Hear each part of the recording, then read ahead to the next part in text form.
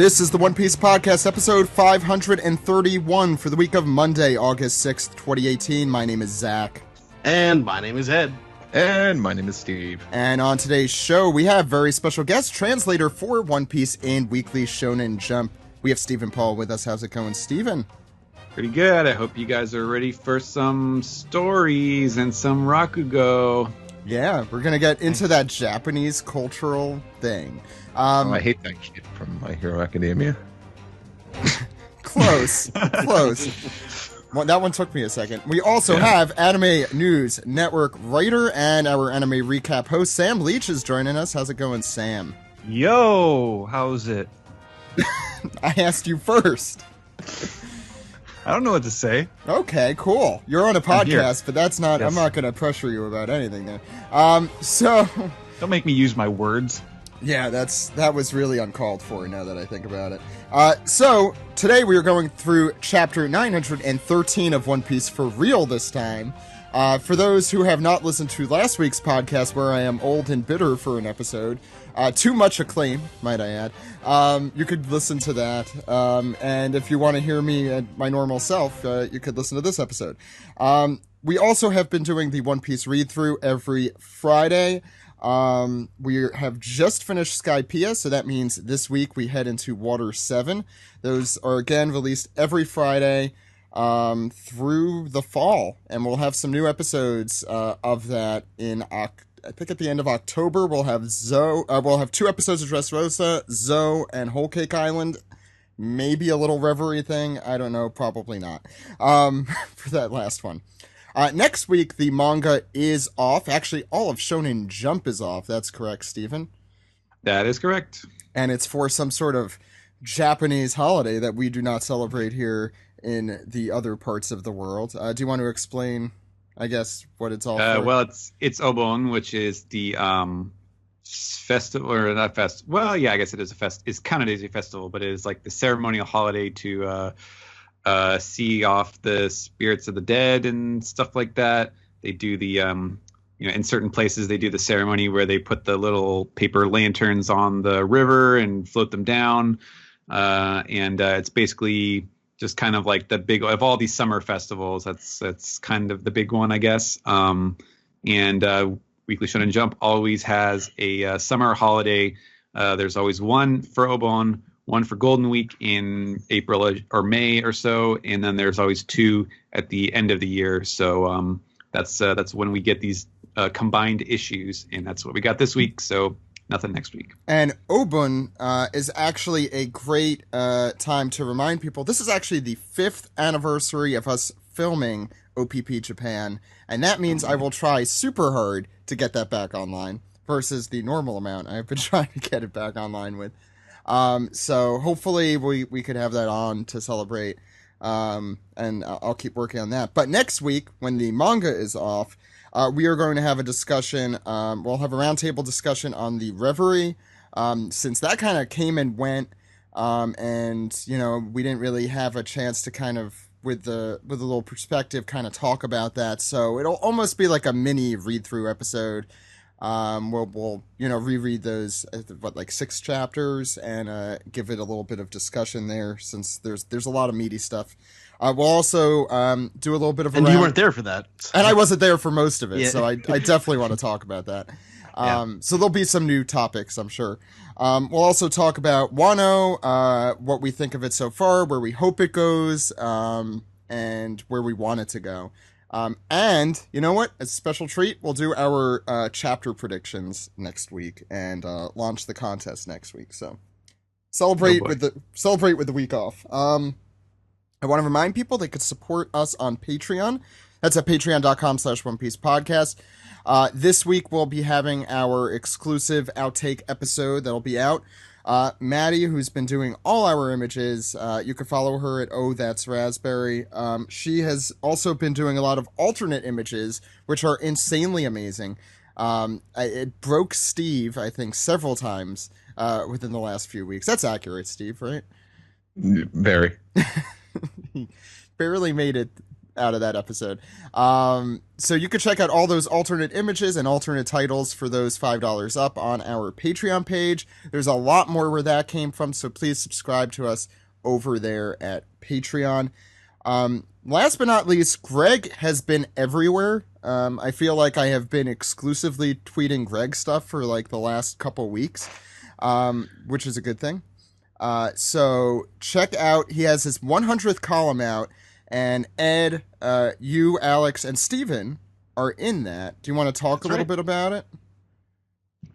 Or Steven, I guess, since we did that a long time ago. It was kind of held up in limbo, I think, while all the relevant parties were kind of figuring out how to do it and how they wanted to release it. But basically what we did was we had a Skype conversation that was pretty strictly structured, where we talked about how we got into the series and like picked out some favorite scenes and things like that. And we were both recording audio and recording video at the same time.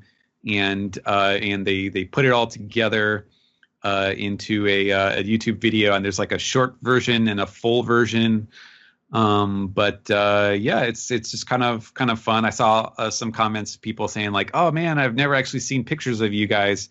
Referring to us. So, on the podcast. So it was kind of fun to see the reactions to it. I don't know if you have anything.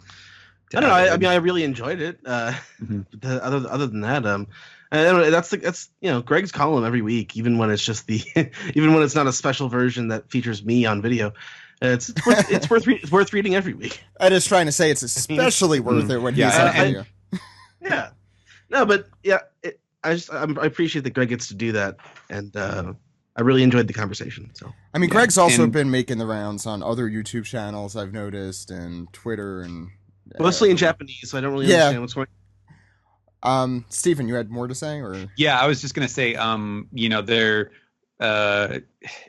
for being such kind of a general topic video, there wasn't a ton of commentary, although there were a fair number of comments on the YouTube videos. But I was very happy to see that all of the Japanese language comments that we were getting were, there were people like saying stuff like, the usual kind of like, "Oh, I'm so happy that that people care this much outside of Japan," and it's so exciting and thrilling to have people like being able to discuss it with such passion and being so in depth about things. So it seemed like it went over well with the Japanese viewers, which is nice, because I think that was probably a big question of like, is anyone going to care about, or like what kind of reaction are we going to get to this? Hopefully, I know Greg was like kind of hoping this was like a bit of a trial balloon to see if if they were willing to let him do more video related projects. So I guess we'll see if anything else comes out of it, or if it's just a one-time thing. But it was an interesting experience. So check it out. Please check it out if you haven't. It's all in really English. Cool. It's all in English. It's just subtitled in Japanese. Yeah, so it's the opposite of our normal what we're used to as anime fans. And it's really cool that the two of you and Alex and Greg and Robbie were all able to be kind of ambassadors for the international community in Japan. So that's really cool. There's a couple other little things I want to mention before we get into the show. We're going to talk next week a little bit more about this, but there's a pirate campaign, and I mean in the bad way, or I guess in the good way. Shueisha recently put out a campaign, I guess their own trial balloon to combat the pirating epidemic, if that's what you like to call it. Over manga scanlations and so forth. We'll talk a little bit more about that, I'm sure, next week when we have a little bit more time to do that. Support the official release and all that, as we usually say. We're reading One Piece, for those who don't know, from shonenjump.viz.com, where Stephen translates the official version, the best version by far. So if you haven't subscribed, now's always a good time to do so. And I also want to mention shirts. Uniqlo's Shonen Jump shirt sale, I think, is rounding off. I think the last round is kind of out. There's a few one-piece ones in that. And Maddie was also cool and pointed out that they're printing out like cover pages and like two-page the color spreads as shirts. Yeah, I don't think that's Uniqlo though. No, that's not Uniqlo. That's direct through Shonen Jump, I think. I think you have to be in Japan to get them. Well, there's ways to import everything to the airport. I'm sure they'll eventually be available either on eBay or CD Japan or something like that, or Amazon Japan. The color spreads are neat, and those kind of make sense. But what blows my mind is all of like the single chapter, because they have like the ads, and it's just the black and white thing. It has the chapter title and like the sub story like subtitle and like the ads that run on the side and everything. Like, it's literally they just took the digital image of the first page of the chapter and just threw it on a T-shirt for like 30 or 40 or so of them. It's pretty amazing. Oh, Maddie's also saying that it's apparently any page that you could just put on a shirt. I think that would be pretty cool if you could just pick a page and put it on. Okay, all I want to know is which Orlumbus cover story. That's where it's Can I get one of those Hunter x Hunter pages before he cleans it up? Scribbles. I have a great idea. Next convention we all go to, we all wear an Orlumbus cover page. There'll probably be enough for the entire crew. Still going on as far as we know. Yeah, Sam, what anime are we doing this week? Nothing this week. Oh, there's no anime this week? I should probably have known that. No, there's an anime. Sam's just not doing it. One. Okay, I'm doing double. I'm just the only one who watches it. I'll try and do it next week since there's we no should just have manga. a segment with just Sam Being angry Hello, about Sam. How was the anime? Keep it down in there, you two. And so let's just get into the manga. You guys ready? Actually, there's some real pirate news. Go for it.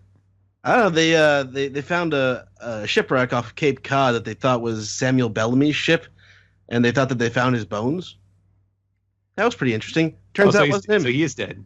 Yeah. No, that's just like his crew that didn't make it to Sky Island. Like Zarki's crews are probably there. They just went to Cape Cod instead. They had a lovely summer. City of Gold doesn't exist. Now let's go to Cape Cod for the weekend. I imagine them like the Kennedys. I mean, Jaya kind of, they had that kind of vibe. You mean Joya? Jaya. There is no Sky Island. Did you just compare the Bellamy Pirates to the Kennedy family?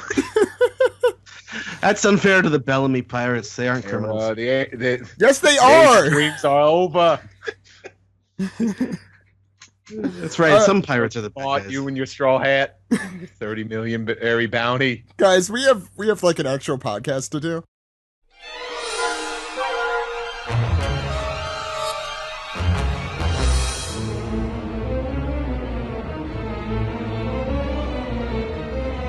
This is the manga recap for chapter 913. The Crane returns the favor. Ed, tell me this is not still happening. It's still happening. It's the saga of the self-proclaimed Straw Hat Fleet, Volume 41, Orlumbus, 5 p.m. Given a hero send-off. My big pirate debut was a failure. And they usually know it when it's the finale, right? Probably, yeah. Yeah. Well, sorry, I'm trying to find our contest card for when we thought this was going to end, and I have a lot of index cards, so this might take me a little while. But is the fact that this Orlumbus one is still going, is that just supposed to be the joke? Yes. I don't know how to answer that it's question. Been funny for like a few weeks, and then it's not funny, and then it wasn't funny again. So I don't know. It's not funny. It's like anti-humor at that point. Look at all the stuff he left behind. He's shit at this. He's a bad pirate. Sam, I love anti-humor. At least this one looks good. It's a nice looking picture. The only thing I really enjoyed about this week's cover story was that Minoru Suzuki posted it on his Instagram story. And not so much that, but I think there was an advertisement there that he was pointing to, but it just so happened to be on this cover. So, Gotcha. Spoilers. Okay. Anything you guys want to talk about with it, or can we move on? What's there to talk about? He's an idiot. Okay, Ed. Yep. So we pick up right where we left off last week, and Hawkins is sort of addressing Luffy and Zoro. He says, "I would advise you not to sightsee here. Are you aware who controls this country from the shadows?" And Zoro, actually, taking orders for one, says, "Nope, don't know." Luffy, on the other hand, is like, "It's Kaido. I'm gonna whip his ass." Shut up, Luffy. I'm not supposed to know that. And Luffy's like, "Oh yeah, I don't know." So that's Luffy for you. The what's the dog name? Chio? What was it called? It was Komachio. Komachio, right? So he's sort of growling as Tama is. She's struggling. She's not doing very good. And Hawkins continues. He said, "The cards say your probability of being alive 1 month from now is 19%. That's actually better than I thought he would give them right at the outset. That's surprisingly realistic. There's room for growth. And Zoro, he's got this curious look on his face. He says, "Luffy, where'd you get that sword, huh?" And Luffy is very impressed with the sword. He says, "It's a verily good blade, huh?" Yeah. It seems like a famous one. So just no time to finish that sentence as the Hawkins pirates attack him. Get him. And instead of swinging the sword, Luffy throws the scabbard as Zoro's like, "No, wait, no, let me see it. Come on." So you don't even know how to use it. You're going to ruin it. Luffy has the idea. He says, I slice and dice these fools. Verily. And he goes back to attack. And I really like the rear perspective of Luffy. Like, both feet off the ground, like getting into like a battle pose, tossing the scabbard with the sword like reared back, and he's about to attack with it as Zoro is trying to stop him, and everyone else is sort of charging at him. I like how it's quite a scene. I'm sorry. Go ahead. I like how vividly you can kind of imagine the voice acting for Zoro here. Like, no, don't. That's not how you. Don't do that. Yeah. Did somebody tell me, like in the background, there's that one guy underneath the scabbard. Is that a guy that just has no head, or like, because it looks like his neck just goes up and ends right at his shoulders, and then there's some like necklaces or something. No, that's his hair. Yeah, that's his. Yeah, so his head kind of like sinks into his neck. Yeah. He's kind of okay. He's got a big Kano braid, like a big Chinese Kano Now I braid. see. Okay, yeah. His forehead looked like his neck to me, and that was like his collarbone or something. Yeah, I see what you mean. Yeah, That's old chain Like a head. Halloween costume. it's old chain neck. I don't know when else I'm gonna get a chance to mention this, and there's a few people I feel like deserve credit for it. But we were asking, I think it was the last chapter, what Luffy's outfit's design thing is, and it matches two things. It matches first, as Jill pointed out, the Kozuki clan crest has that same symbol in the middle of the crane, and 20th Century Girl on Twitter also mentioned that Luffy's wearing the same designed outfit in that old Japanese style Impel Down color spread with the Impel Down breakout crew. So thought that was pretty cool. I'm very curious if there is a meaning to it, what it is, because Oda clearly has used it pretty repetitively here, both in and out of canon. Hey, did you notice that the symbol on Zoro's cape is a compass? I really hope that's for ironic purposes. I hope he's looking at his own shirt like, which way do I go? As if it would actually move. Just like, okay, let's move on. As Luffy uses a sword as anyone would by grabbing it and punching a guy in the face with his fist instead of using the sword. And Zoro explaining, it's a gun, not a sword. A gun's not a sword. You know what? Take two. A gun is not a sword. I'll get it eventually.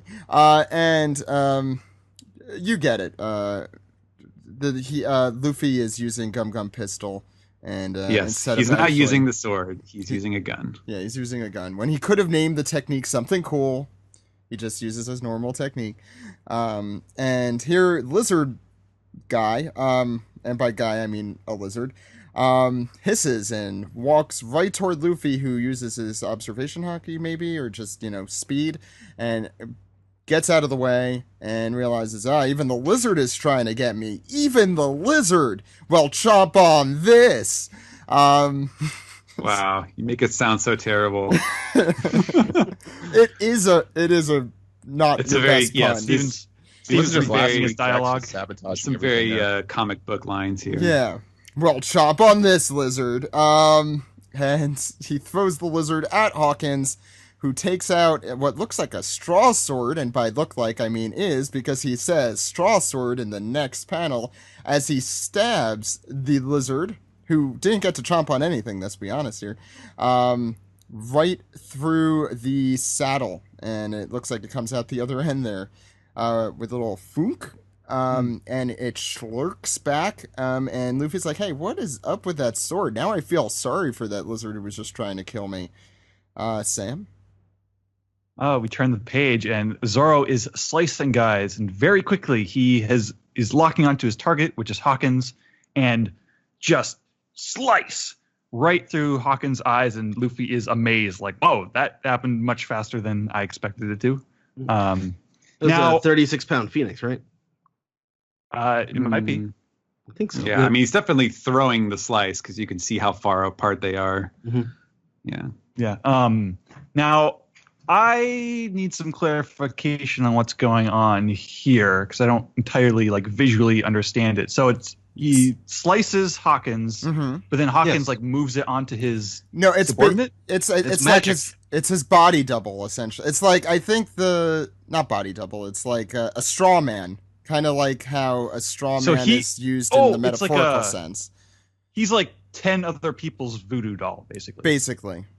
Mhm. I think, right? Steven, So, you could yeah, it's correct me? actually- Yeah. It's the Hawkins who is speaking who takes the damage, but the actual damage is magically transferred to a person several paces away. Yeah, Yeah. they're all straw men.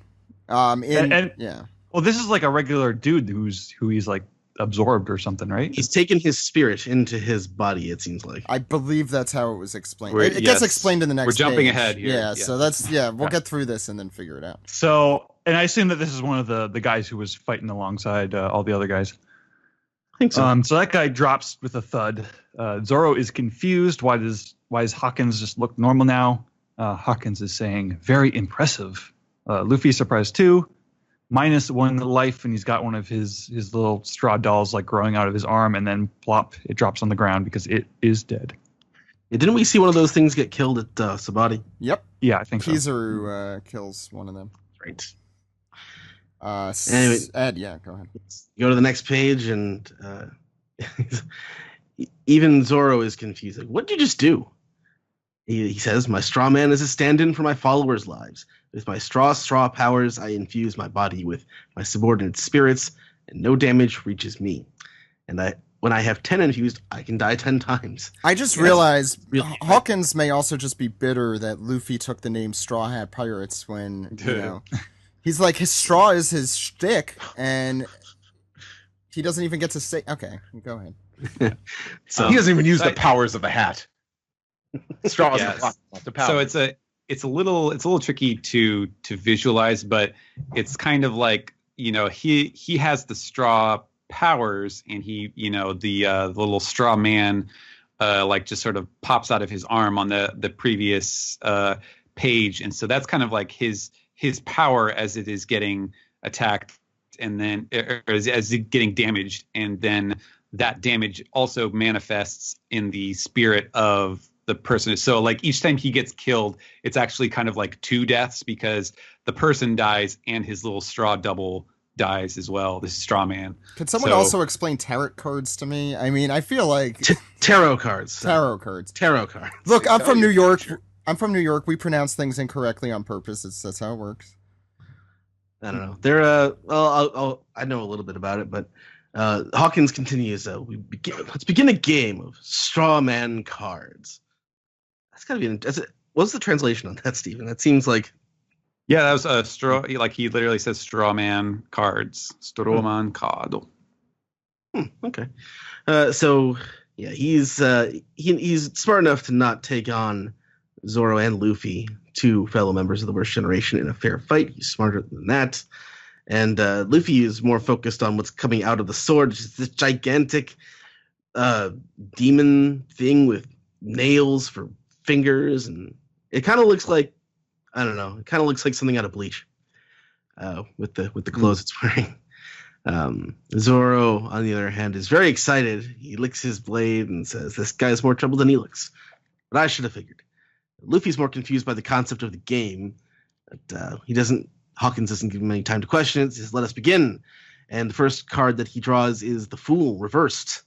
So as we can see, this is sort of, if you turn it upside down, you can see that the Fool is a sort of the littlest hobo dressed in a black Japanese stagehands outfit with a skull head carrying a bindle. I find the design of the tarot cards so charming.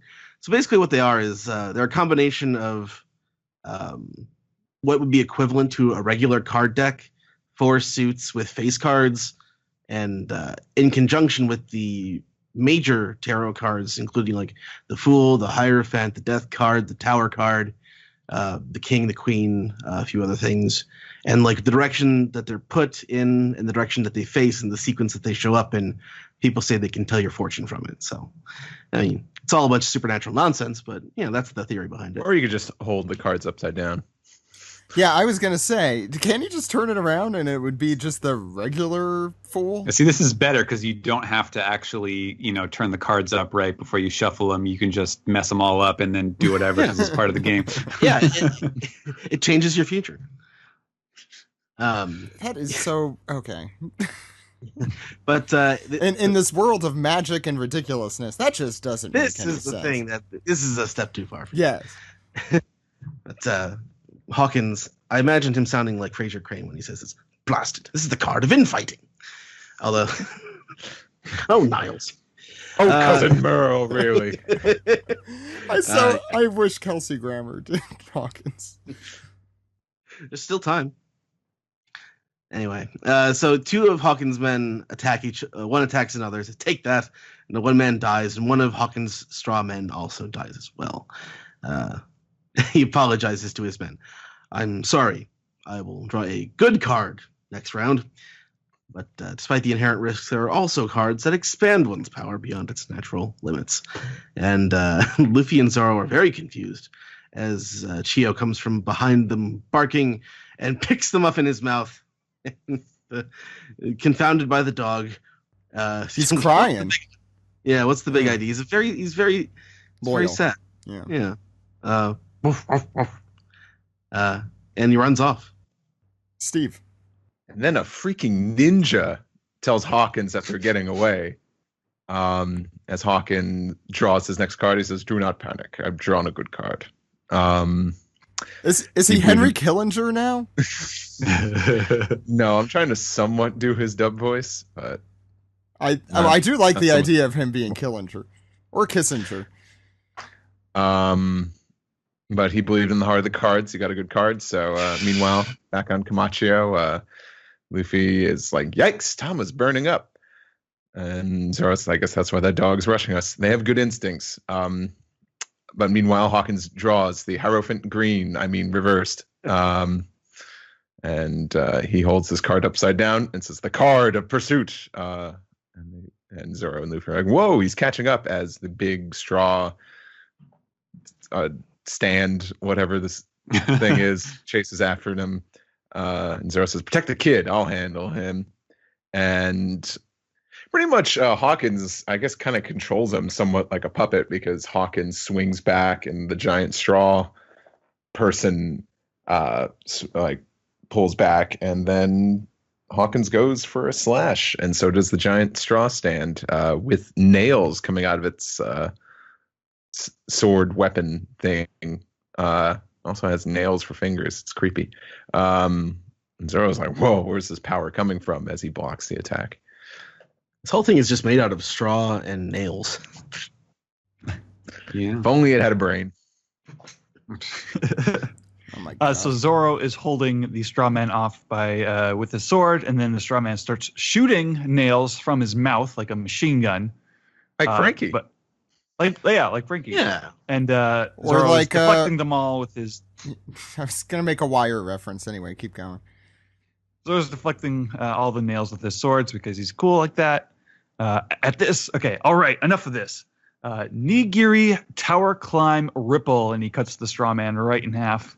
And good. if you don't remember what the food puns are in Japanese, this is nigiri toro salmon, which means in other words tuna salmon nigiri. So I just thought it was a Mother effing JoJo reference. nope. So many of Zoro's techniques are legit tasty. If not, thrown at you like this.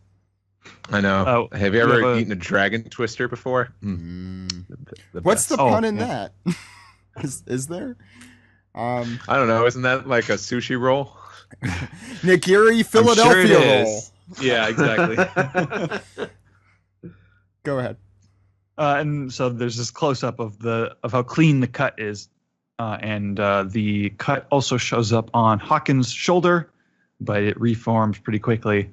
And one of Hawkins. So this is kind of weird. So Zoro cuts the straw man, which cuts Hawkins, but really it cuts Hawkins' subordinate guy. Yes. Mm-hmm. So that guy's getting chopped up. Gah! Shall we go after them, Hawkins? I love Hawkins' face of mild annoyance. He's very subdued. Like, and he has. I think he has a bit of a sense of humor about him, where he just sort of no. But I think it's a very dry sense of humor, like where he says, "I'm sorry, I will draw a good card next round," and that really made me laugh. I don't think he has the what do you call it? Like, I don't think he has the self-awareness of that. I think as a reader, it's kind of funny. But I don't know. He did apologize on behalf of somebody's pants. Yeah. Oh, that. Yeah, okay. That's the one funny thing Hawkins has said on purpose, I think. But anyway, Steven. He's the deadpan comedian. So he draws the Hierophant again, apparently straight up this time, which is a card of reinforcements. And this apparently means that someone will lead them to a clean escape. And completely unrelated to all of that, I'm sure, a figure just pops out of Komachio's tail as the lion dog runs away. And what mighty samurai you two are! And they're like, what? Who are you? And she says, "Oh, you defeated the dreadful Hawkins." And then we see that this is the tea house owner Otsuru, who has this awesome, ukiyo-e style design, like the first one that really looks outside of Oda's wheelhouse, and she says, "I am the woman you saved earlier, green one. My name is Suru." Whoa, now. And so we can't have two people with the same name in a world. We already have two scotches. Okay, this is getting out of hand. So this is and two rocks, by the way. Go ahead. Suru is the crane, and as you can see from the design on her headdress and on her kimono, and while it is confusing, hers is spelled with the kanji for Tsuru, whereas the Tsuru that we have known in the Marines is just hiragana. Although it doesn't help that, because Oda kind of treats all of the like senior Marine brass kind of as the like old school actors, like Japanese actors that they are constantly calling that Tsuru Otsuru as well. So he really made it confusing, and I chose to translate this as this chapter as the crane repays the favor, because first of all, I didn't want people going, "Oh, Tsuru's in this chapter, like, whoa, that's awesome," and whatnot, and also because there is the famous folklore story about the Japanese story of the crane repaying the favor, where the gist of it is that the farmer or whoever saves a crane one day, and then later on a mysterious woman shows up and asks to use like his attic or his spare room, and asks for a loom and says, "Okay, just don't ever look in this room, and so she's like popping out occasionally and giving them all these very fanciful woven silk things, kimonos, stuff of that nature. And then one day they're too curious, someone barges in, and it is the crane itself, and you looked when I asked you not to look, and then she leaves or something like that. Well, the thing is, she was using her feathers. She's pulling out her own feathers to make the cloth. That's right. And in some of the versions of the story, they get married, and then when he sees this happening, she flies off and never to be seen again. And I mean, it's also if anyone remembers the Decemberist album, The Crane Wife, that's also based on the folktale. I have some serious deja vu. Is that didn't in Dressrosa we tell? Wasn't there some sort of story like that when we saw Conjuro that you told? Yes, that was about the sparrow that he drew on the mural. Yeah. I miss Conjuro, by the way. That's a cool power. Right. Yeah. Anyway, go ahead. Right. So yeah, that's a very famous Japanese fairy tale.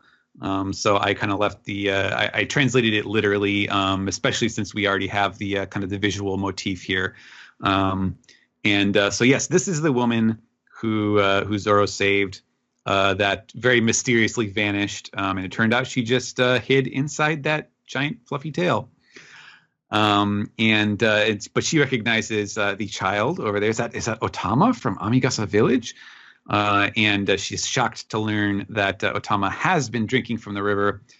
Forget the doctor. Take her to my tea house. And Zoro has this great line. He's like, we're not time for sipping tea, lady. He doesn't know who Otama is yet, since they just kind of ran across each other. But the woman explains that, oh, no, it is exactly what you want to do, because we just need to give her tea mixed with a special herb that will counteract the poison. I will show you the way. Please allow me to return the favor. And on the way, she can also tend to the green gentleman's wounds. And so Luffy is very thankful for that. And then we cut to a scene at Okobore, the town of leftover scraps in Kuri. And there's some kind of conversation going on here. Sounds like a guy who is wooing a woman, perhaps. He's like, I'm just saying, look, the protection tax, you can't make it. You can't make those payments, right? So I can help you out. Come on, Okiku. All you have to do is be my wife, and you'll never work a day again. You get all the, the clothes. You can get all the fresh, clean food from the farm every single day. And you can see indeed that this town looks kind of desolate. All the trees are barren. There's also a weird building, like a conical building. I don't know if that's supposed to be related to the factory or if that's something else in the background. But we turn the page, and then we see who he is talking to, Okiku, who is the tea house waitress, a very pretty kind of demure-looking woman, and she's holding a tray, and she says, "Oh, I'm not worthy of you. I'm below your social status. But if you're not going to order anything, would you please leave?" And this guy says, "I don't want no food. I don't want your food." He's like, "Oh, you think I want dumplings and tea made from leftover scraps?" So, they're apparently just kind of scrounging for food here. He says, "Don't you know who I am? I'm a famous Yokozuna in the big city. I'm Urashima, the greatest sumo wrestler in Wano." And yeah, this guy is huge. He's incredibly wide, although he's got human Oda's. Jimbei. Yeah, no, he comes like Yama from Skype. Yeah, he's still got Oda's like tiny little ankles and feet, but he's got a very kind of jolly look to him. He is human Jinbei. Is he sitting or standing? Standing. His feet are on the ground. No, I think he's sitting. I think but he's yeah, sitting. He's got his hands on his knees like that. I think he's a sumo though, so that's a sumo position. Oh, that's also true. Jeez, yeah. Yeah. I can't tell if that's the back of his robe or something he is sitting on. That's like it might be his robe. Yeah. Yeah, it could really be either. It's probably no, but then I also see legs. Yeah, I see legs behind it. You really got to zoom in for that, though. Yeah. By the way, also, since I mentioned that Otsuru has the crane pattern on her kimono, can anyone guess what Okiku's name means. Rain? Flowers? No. Flower. A type of flower, yes. It is the chrysanthemum. That's Oh, way dear. easier. I wonder what that could mean. Wait, It's the symbol of the royal family of Japan. oh. Yeah, that's Yes. true. Oh, yeah, the chrysanthemum house. Isn't that what it's called? Yeah, Or it's the something? and it's Right. the chrysanthemum throne. Also, That's the, way easier to say chrysanthemum in Japanese, apparently, than it is in English. Yes. Oh, So we yes, just shouldn't- we should leave it untranslated. So as the scene is playing out, the Komachio comes running up with all the passengers aboard, and Otsuru is calling out to Okiku, who is presumably, I guess, her employee, and Urashima's pissed off because now someone is someone is muscling, and someone has appeared. A little an interruption has appeared while he's trying to hit on this lady.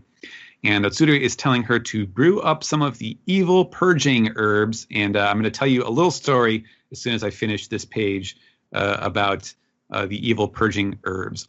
But she tells her, Otama drank from the poisoned river. And Hiku is like, she knows immediately, oh, gosh, oh, that's terrible. Okay, I'll get right on it. She looks very worried.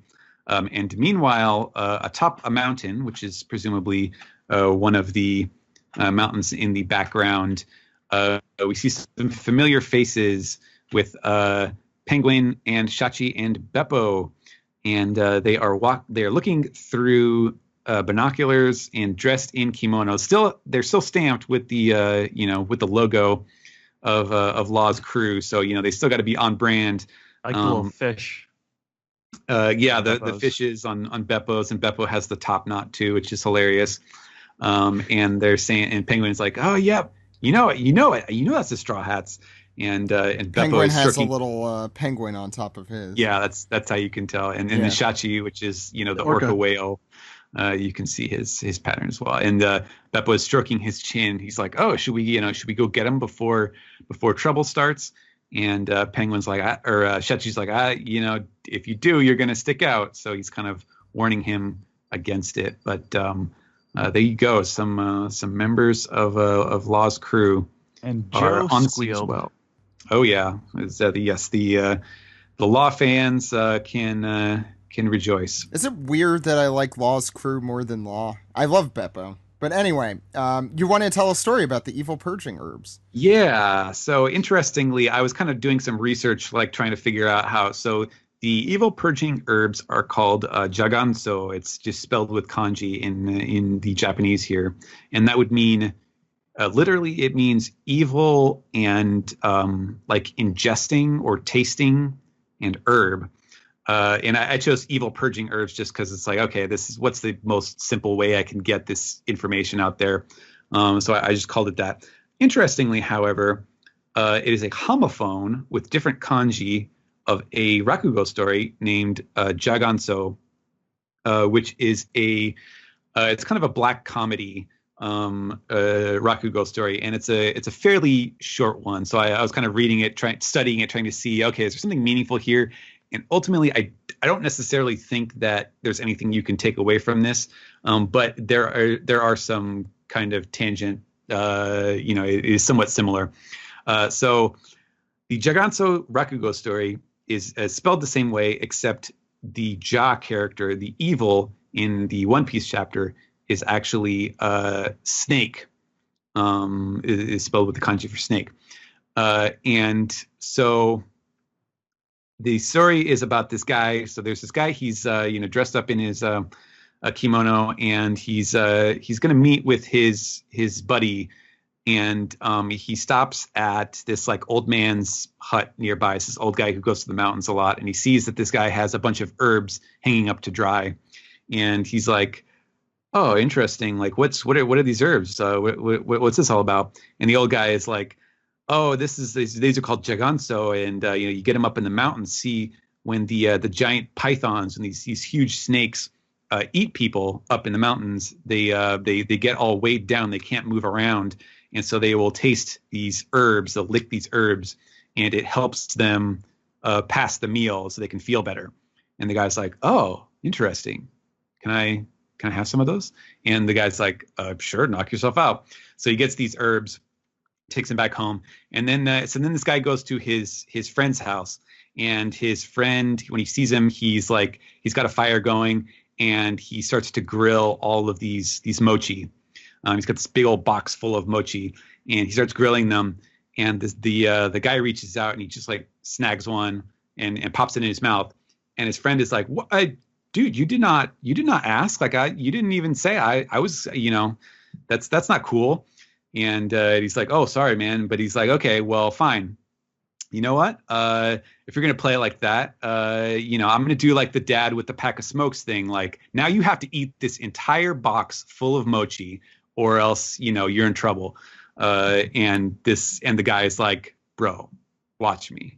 And he's not only eating the mochi, but he's like stunting on the mochi. Like he's like juggling the mochi and catching them in the air. He's rolling them down his forearm into his mouth. He's like throwing them behind his back, and he's like giving them all these names, like, "Oh, this is the carp flying up the waterfall maneuver." And it's just turning into this big game. And he's almost done, and he's just cruising along, and then all of a sudden there's like 2 left or so, and he's just like, "Oh shit, I can't do it. I can't do anymore." And his friend's like, "What's wrong, man? You can't finish? Can't you finish?" And he's like, actually, this isn't enough. I got to go back home and get some more mochi because it's just not a fair fight." And so he's like, "All right, wait for me here. I'll be right back. Don't worry. Don't go anywhere." And so his friend's like, "All right, fine, whatever." And this guy runs back home down to his like row house at the end of the street or whatever. And he's like, "Okay, I got those herbs at home. Like they'll help me get over this indigestion. I'll be able to clear out my stomach, and then it'll all be cool." And so his friend is waiting around back at his house, and he's like waiting for like an hour, and nothing's happening. And he's like, I don't know. I hope he's all right. So he goes over to the original guy's house, and he slides open the door, and all he sees there is the kimono lying on the ground with a huge pile of mochi inside of the kimono. The punchline being that the jiganso does not aid indigestion. All it does is dissolve human bodies. And that's the end of the story. Chung chung. If you'd like to support Reading Rainbow, you can contact your. Cool. Well, disturbing. So. Oh God, is Tama gonna die?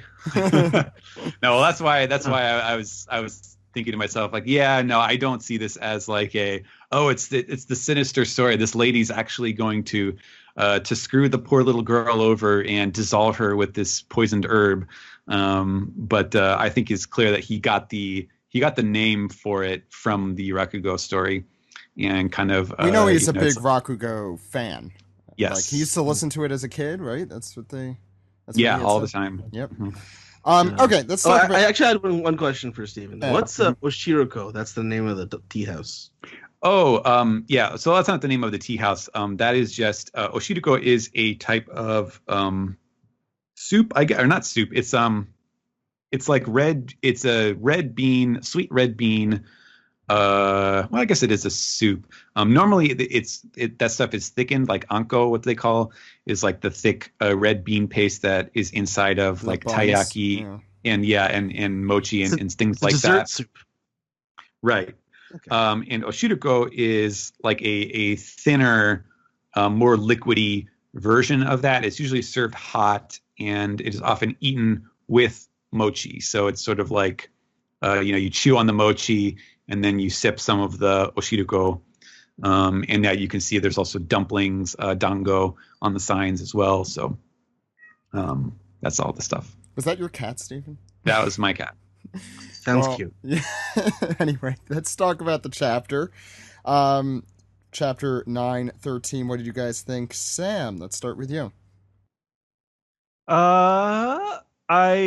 I'm still waiting for the story of Wano to like kind of focus. Like I think we're kind of drifting to whatever the main thrust is going to be, and that's kind of what I'm most eager to see.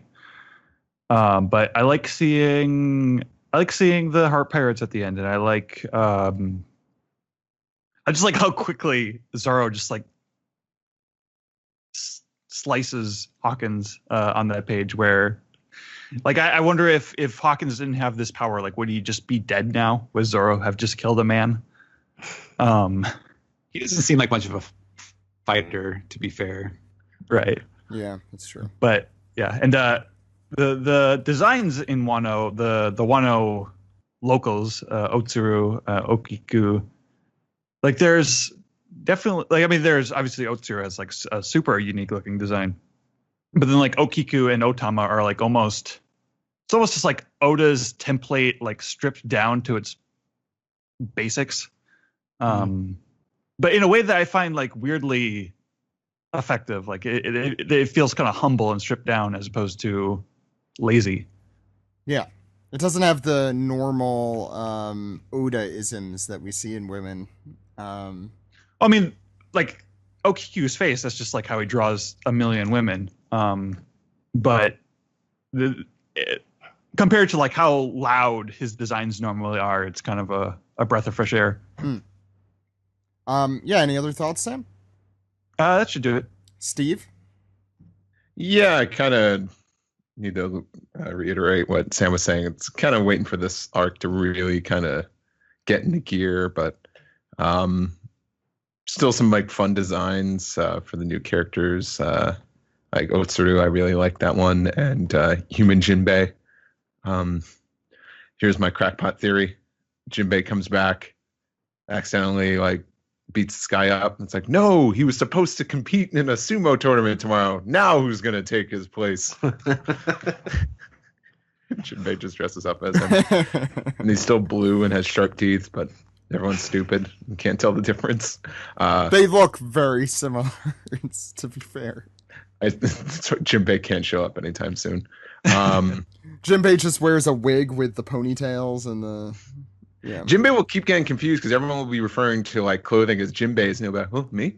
Oh, how silly." I mean, it was a cool chapter. It was nice to see Hawkins' powers explained a bit more, and him getting some shine. Luffy and Zoro is a great comedic duo.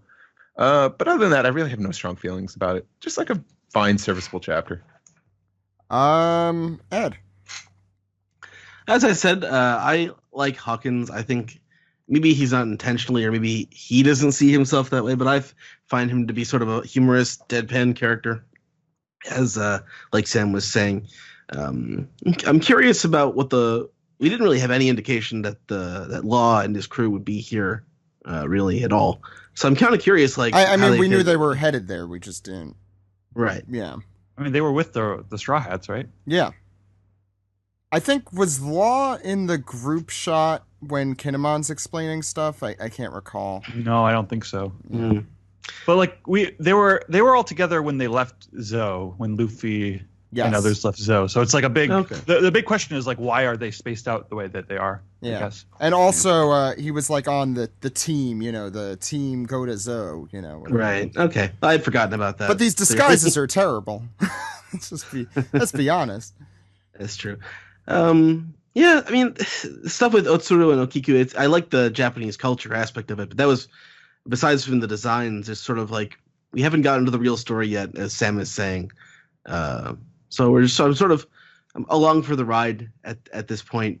I really like the designs, though. As I said, the bleach captain look from Hawkins, like monster. And I think Hawkins' powers are pretty cool as well. It's interesting that he doesn't really have any power over the cards.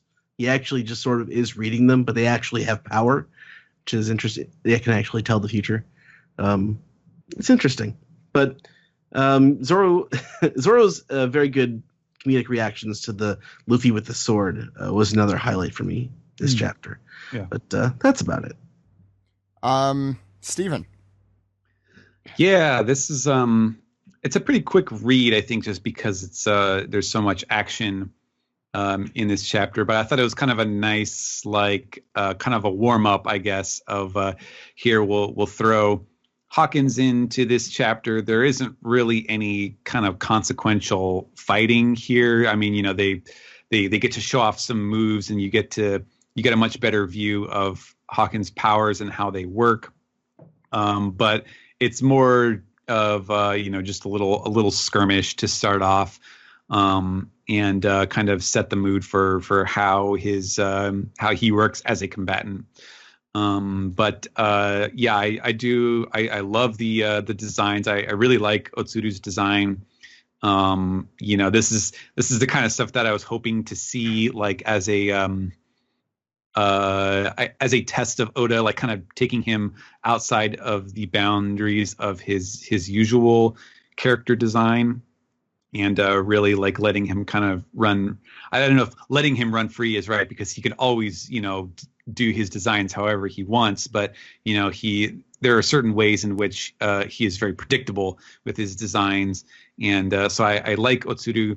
Okiku is a little more normal, although I will point out, since I don't think we discussed this, if you look in that one image of her with Urashima, look at the size of her figure, of her silhouette, and look at the the dimensions of the building. Like, she is basically as tall as the doorway, which is not easy to tell, but so I feel like there's more interesting stuff with her character design going on too.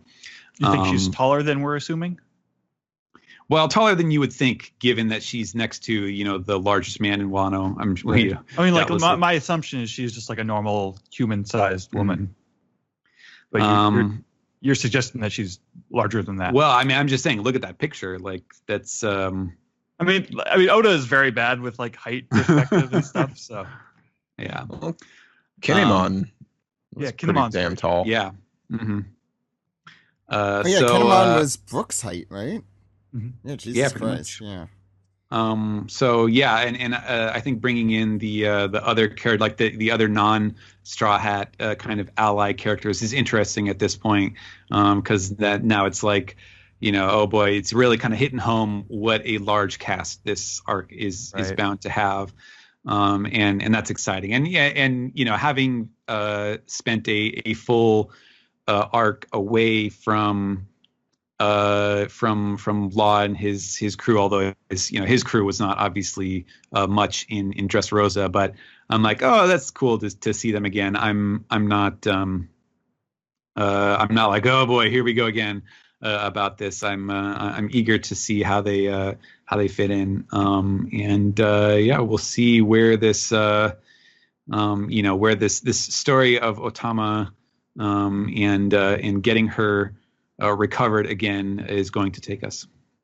Yeah, I mean, I'll just round off. I agree with Steve. Serviceable chapter, I think, is a really good way to describe this.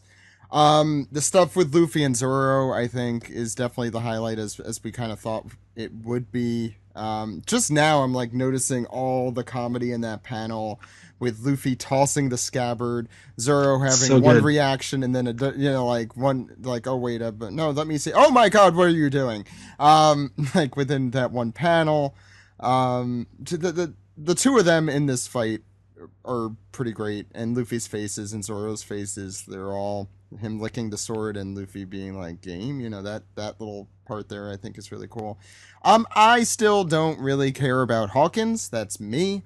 I am not a huge fan. I guess this is like Western occult kind of stuff. Like, I don't even know how to describe it properly. I'm just not very into that kind of stuff. Yeah. The thing is that, I mean, the voodoo thing, it looks like we're familiar with voodoo, but that is actually kind of analogous to like sort of Japanese witchcraft. Like, I don't know if anybody listening to this has watched Ranma 1/2. Like, there's a character who's very clearly based on that stuff named Gosun Kugi, who his whole shtick is taking straw figures and smashing them with the nails. But that's also like you see in the design of his straw man that he's got like like those tassels, the like Shinto kind of tassel things, the white strips.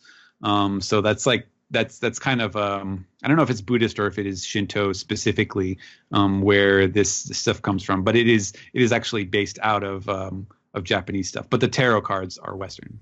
Yeah, I mean, I guess the occult stuff is just not my person. This is like a personal subjective opinion, like not completely my stuff. I didn't know I just noticed like the bottom of Hawkins' sword. It's pretty cool. It's like an actual straw, like a straw man with a little top hat.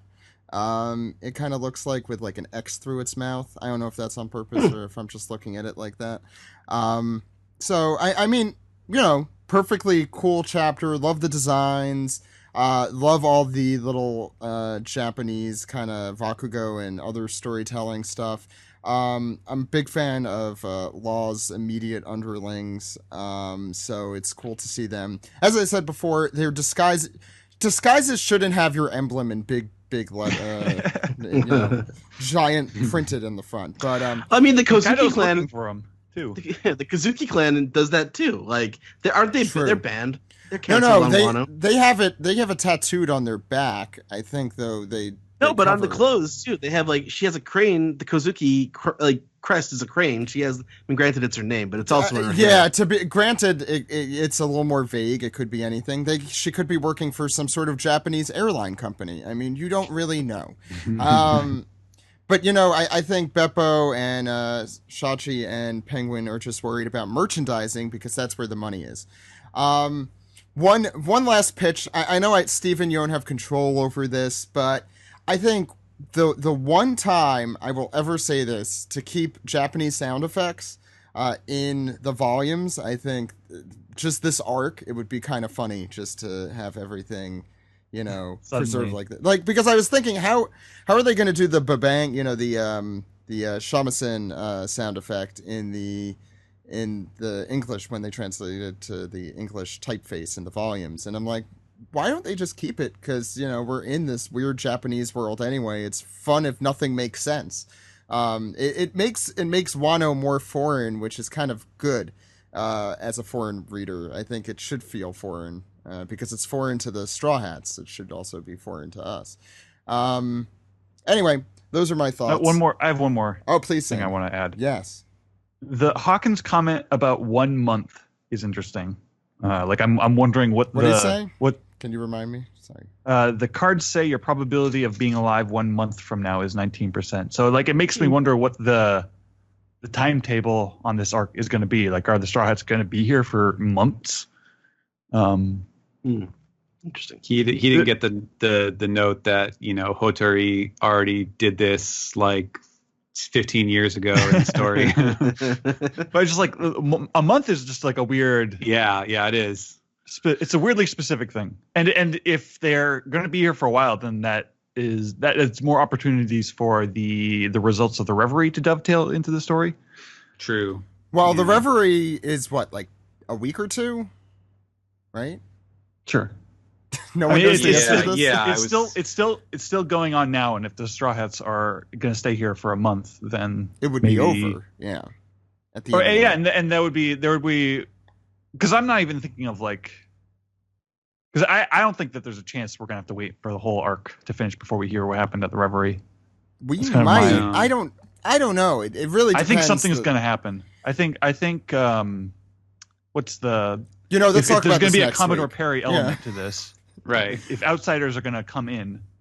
I mean, I definitely want to get through like a really deep discussion of that stuff. So we'll do that next week when we have time. When I say we have time, like just because there's no chapter, we'll have lots of time to talk about it versus just some time. Okay, let's go on into our piece together segment. You guys ready? All right.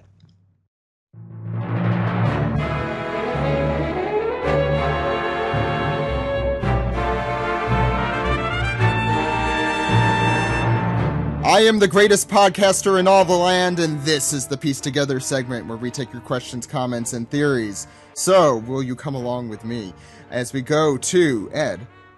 This piece. So, first is from Discord Dispiece. You could join our Discord channel pretty easily. And if you want to join Dispeace, remember Patreon.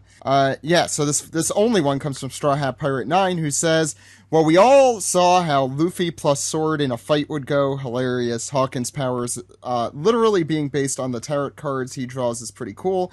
Best of all, this chapter, we saw 2 new girls, and they have their own distinct look. Yay. Keep it up, Oda. Make Wano like Amazon Lily. Yep, that's our Discord. I don't know if you guys have any thoughts. Thank you for sharing. I would like to imagine like Hawkins battling with different card-based things like, oh, I will draw a good card next time, but I need mana to tap first. Like he's playing Magic the Gathering or something. I kind of want to buy tarot cards just for this arc to try and figure out what's going to happen. Okay, let's go to emails. Do you think Hawkins' card reading power will be used to give Luffy a power boost in this arc, similar to Ivankov? Except, I'm guessing accidentally, by the way. What do you think? I don't think his powers work that way. He just tells the future. What? I don't know. I don't get his power at all, even though it's been very well explained to me, both by you guys and in the manga. It's still, I don't know. I think he stays on the opposite side. I could be wrong. You know what? For next week's episode, Zach should buy those tarot cards and he should give us all readings. Oh my god, yes. But like really bad fake readings, because I won't know how to do it. Okay, we'll do maybe next week, since we don't have a chapter.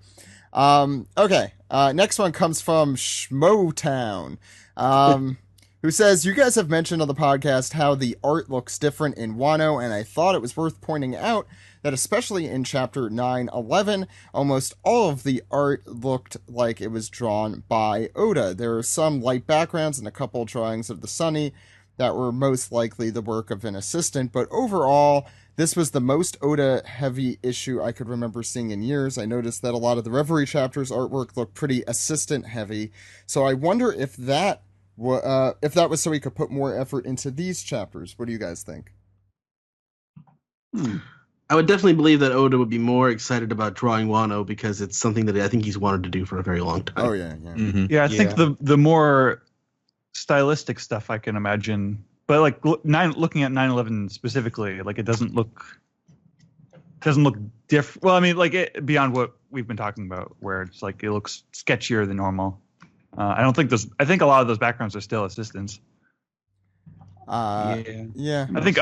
I think Oda was just like tired for a few chapters. I mean, the backgrounds definitely look way different. Like they look Eastern, especially in this chapter. I thought there were some really cool background designs, but yeah, I don't know. Maybe they're workshopping it.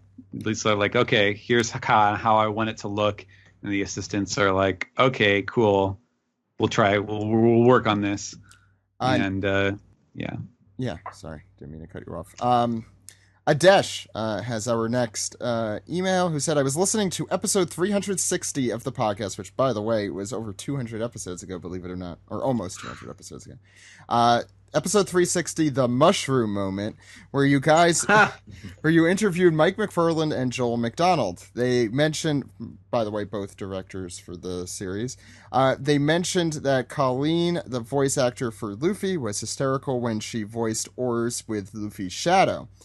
Do you have access to footage of the dub recordings or other hysterical behind-the-scenes clips? If so, where can they be viewed? I imagine her voicing Oars and started to crack up. Yeah, sure. Just give me a moment. No, but there is One Piece bloopers. I think it's they have special features. There's some pretty good special features featuring live action moments with the crew from the last 2 or 3 seasons of the DVDs. Funimation previously it had only been commentaries, but they started doing live action interview segments and also like themed improv bits, especially with like Ian Sinclair and Christopher Sabat. I think Sonny had one in there too, but so they have the English cast doing comedy basically, and also some also more straightforward commentary, but on video. Steve, yeah. I'm sure you have thoughts. Yeah. I'm just trying to remember which DVD set the blooper reel was on. It's definitely the last 2 seasons. Yeah, I would say it's a couple seasons ago. I'd probably say maybe around the end of season 7 or maybe Was even that 6. Impel Down though? Not Impel Down. I mean Thriller Bark. Season 7 is Impel Down. I meant Thriller Bark. You know, it actually seems like this might seem like the time to bring it up, but I mentioned like months ago that they hadn't announced any new dub DVDs at all. And we're nearing the end of summer convention season. Otakon is next week, so I don't know what the status of the One Piece dub is if they don't announce something new coming up, because it's been like, what, 6-8 months since they released anything? I mean, they also take breaks between seasons. I don't know, they're probably between contracts or something. Well, the last season 9 set came out maybe May, I thought. Yeah. That's not that long ago. Was it only May? The thing is, it got announced probably like back in like January, so it probably like feels now. like, yeah. So it probably feels Also, like longer. Yeah. If you want to watch people recording for the One Piece dub, you could watch OP Goes to Dallas, Which is on That's our right. YouTube channel and is available, youtube.com/One Piece Podcast. I'll say one more thing. The Funimation actually does a really good job with the special features on its One Piece DVDs. Absolutely. And not only that, we're on some of those special features for the more recent sets in season 9, right? No, that was I'm not. Season 8. Oh, they didn't. I'm sorry, Sam. I'm sorry, Sam. Yeah, they did. They didn't. We all got interviewed at MatsuriCon. Was it 2016? Yeah. Yeah, 2 years ago. Yeah.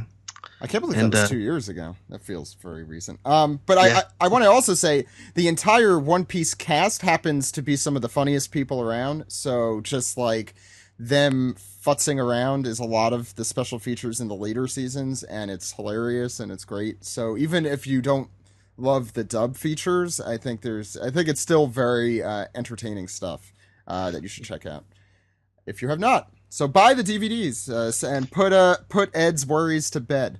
I still remember One more hanging out dub. with Zach, and we're listening to commentary on one of the best episodes of One Piece, the Zoro and Kuma episode, but it had commentary with Sabbath and Vale. God. And it's one of the funniest commentaries. That is probably one of the funniest commentaries I've heard on anything. So Oh, and there was also the one from Fishman Island where I put up the clip from the commentary where after Sanji gets the nosebleed and he's like, delete my browser history.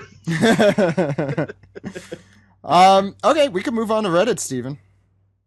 All right. Well, we have a very reasonable, modest amount of piece together, so I should be able to get through all of these. We'll start with One Up Needed, who says, hey, OPP, given that it's heavily implied that Big Mom will be going to Wano, that would leave Whole Cake Island mostly undefended, including her 3 poneglyphs. Her leaving will present a huge opportunity for anyone trying to get a copy of her road poneglyph. Do you think anyone will try and invade? Maybe Blackbeard. Also, do you think she'll bring her sweet commanders with her? Smoothie might finally have a chance to make herself useful. Blackbeard, actually, that's an interesting thought, because he would be after the poneglyphs, wouldn't he? Mm-hmm. Yeah, I can't think of anyone else who would actually That's go, stupid. would do that. Yeah. Anyone less than Emperor status is probably going to get walled by whatever commander is hanging out. Although, Yeah. what's Katakuri's motivation to fight for his mom at this point? For his siblings, maybe. Yeah. If he doesn't, I'll kill you. I still think that Big Mom, I don't know if she'll, it would make sense if she brought like at least one of the Sweet Three, but like I think she will bring Pudding because of the poneglyph reading powers. That I she guess thinks that she has. Oh, Right. yeah. I guess it depends. For me, it would depend on if she's actually going to come to Wano. Is this like, is this the Big Mom part 2, where her full story is kind of, tackled in its entirety? Because if so, then I would say yes, that she would bring all the characters. Why? Well, why else? If it's not important that anyone be protecting the poneglyphs or whatever, then he just won't draw that. He'll never address it. And I see it much more as like which characters do we need? Which characters does he want to give the spotlight? So maybe he doesn't include Katakuri because he's like, okay, I've already done Katakuri, but Smoothie obviously, was kind of somewhat minimized during Whole Cake Island. So I would see that for sure. But I don't see why she wouldn't have all of her crew along. just for story purposes. It just seems like a waste not to have them. But that depends on if that's what he's actually going to do with it, or if that's more of an Elbaf thing, or if she's trying to catch them in Wano and then they get away before and then they meet up. Whatever it happens to be. I don't know. Yeah. Gunther C. Perk 97 has a theory. Charlie predicts that Fishman Island will be destroyed by a person wearing a straw hat. In the manga, we don't specifically see that it's Luffy. Only a silhouette is shown, although Luffy is clearly shown in the anime. I think it's safe to say that it's not canon. In chapter 626, Otohime says Shirahoshi's powers are dangerous and that it can sink the entire world. It is a formidable power that can be destructive. During Reverie, we saw a giant straw hat, and we know a person wearing a straw hat would destroy Fishman Island. Shirahoshi is a giant-sized person, and she's at the Reverie. She has the power to destroy islands, too. What if she is the one who destroys Fishman Island and not Luffy? Also in the same chapter, Otohime says someone will guide Shirahoshi to use her power, and in that panel, we see a silhouette of a person who looks like Shanks. We know Shanks is at Marijoa or nearby. Maybe he's the guiding force for Shirahoshi. Keep up the great work. The Shanks part seems, like it's kind of out of left field. I guess. Yeah, I remember that silhouette. It does have a Shanks vibe, but it has a Shanks vibe in the way that you could still interpret it as Luffy, I think. I don't think Shirahoshi's putting the hat on. Doesn't seem like I was going to say, is that person? Right. The implication that she's going to grab that hat and then suddenly destroy Fishman Island or something. I still think just like for the poetry of it, Luffy should be responsible for Fishman Island being destroyed. It could be a surprise, like, it's actually, yeah. I mean, it could be a twist, like, it's actually like a good thing that. I mean, they plan to leave Fishman Island eventually. Exactly. So I assume the context in which Fishman Island will be destroyed by Luffy will be not as maybe not as dangerous as that clairvoyance implies. And my theory will continue to be that even though it's the unpopular one, is that destroying Fishman Island was what they actually did when they returned it to zero, or however you want to phrase it, in the course of the arc, which is, it's kind of like saying that in the Bible, like the Book of Revelations was about the Romans or something, and that the second coming has already happened or whatever, and that none of the exciting stuff is actually has any bearing on us today. I think that's kind of my view of that prophecy. Maybe the destruction of Fishman Island were the friends we made along the way. I definitely think, because I feel like we've been getting set up for a long time for some sort of world scale disaster. And like maybe Luffy is the cause of it, or maybe Luffy is caught up in it, or maybe the destruction of Fishman Island is a counterattack on that, whatever it is. But like we've got Kaido obviously doing his thing. And I think that it just sort of vibes with the tone of the story for like Luffy to destroy the world, but like in a good way. I don't know. All right. We'll go to Shadow Iris, who says, I was reading up a bit of trivia about Law and noticed Oda stated he would be from Germany if he came from the real world. I was wondering if Steven could clear it up. Does Oda mean he just took influence from Germany's culture and is Japanese, or that he would actually be a German? Looking at it now, One Piece is a celebration of cultures. Robin is apparently from Russia, yet her attacks are made up of Spanish and French. I find it cool how one series, despite being fantasy, can represent all races. Even in the Straw Hats, Zoro is apparently the only Japanese one, and I find that somewhat unique with it being a manga. It's great such a diverse set of characters can become so popular. Well, before anyone else answers this, I just want to make this clear that what Oda was actually answering was the image country that they have, which is, in other words, like what real world culture does he kind of associate their general vibe with? It is very much not what country are they from. So don't take that. Yeah, do not take it that literally. Yeah. Also, I would say that no German man would dislike bread that much, which is what I was going to say. Yeah. No, I'm sure. Go ahead, Steve. Oh, my bad. I would just say, well, I think I'm thinking more in regards to the anime. No Russian lady would have a tan that dark. Oh, It's, I don't know it's about cold. Yeah, I'm sure that the German angle for law is because lots of Japanese of like, I guess historically speaking, a lot of Japanese medical knowledge and stuff came from Germany. A lot of their like hospital related terms were loanwords from German. It was just happened like the cultural exchange was such that a lot of the modernization of their medical status came from German doctors. It's probably why Monster is about a Japanese doctor set in Germany. Yep. I was kind of mad that Law wasn't based on like Britain because isn't the Battle of Trafalgar from? Yeah, that was Trafalgar. it was a British naval victory. And he has like a British punk vibe to him, I think. Cavendish is more of a British, It's glam. Well, he's a British fop. That's Cavendish. Yeah. And Doflamingo is a mod. Yeah, he's a flamingo. He's from Florida. That explains a It's lot. the guy from Jamiroquai with that hat. No, that's Law. No, that's Kaku now. Kaku these days, like, yo, do you ever see the music video of the Virtual Insanity? He's dancing all over the place. A lot of fuzzy Going hats. all over this room. And Lucci's like, listen to me. Tababoon says, hey, OPP, the cursed swords were first introduced in the Logtown arc, but we have yet to see any real consequences caused by it. Do you think the cursed swords will ever cause serious problems for the crew or no? I think it's flavor text. Yeah. No, I mean, that was literally like Zoro throwing up the sword and sticking his arm out and then the sword not hitting it. That was Zoro beating the curse. That was him saying like, right, yo, this curse can't hurt me. Mm-hmm. And that's why he took it. So that's I don't see that as an issue. Yeah. He just occasionally has to lose a lot of blood. Yep.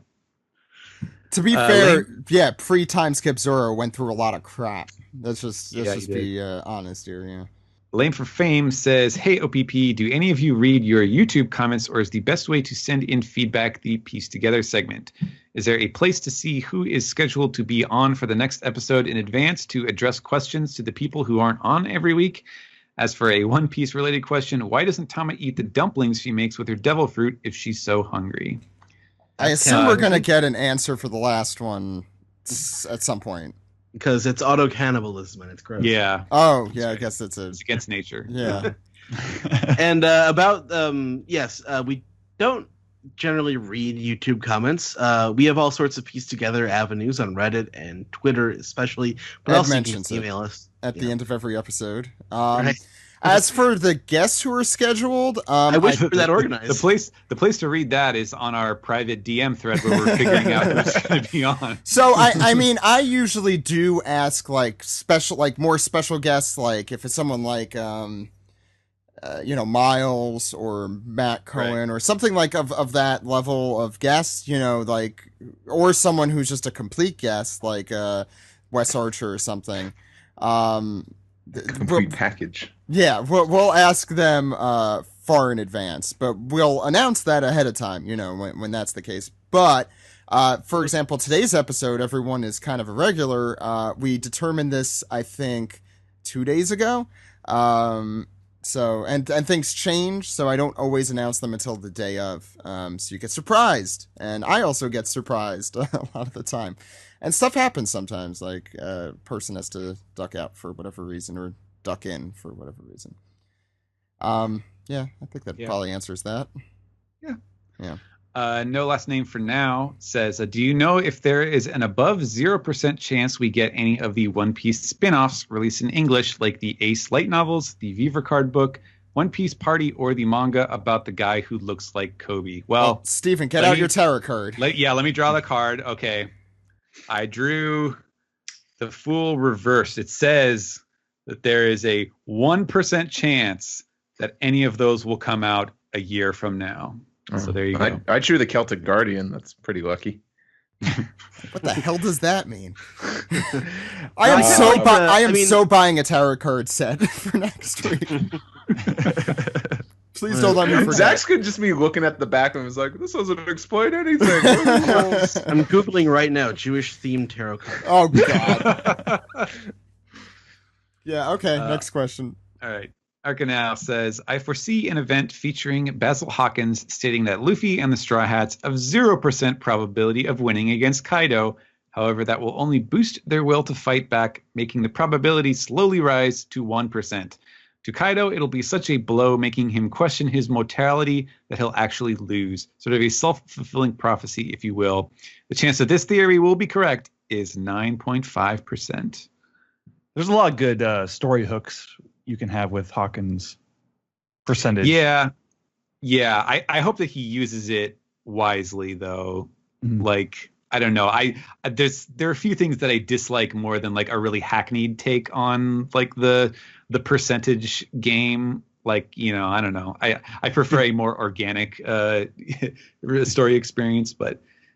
Did you think it was cool when in Infinity War when Doctor Strange is talking about like all the million possibilities? Oh man, I'm trying to remember how that was like late in the movie, wasn't it? That was probably when I was flagging because Like I saw the midnight showing.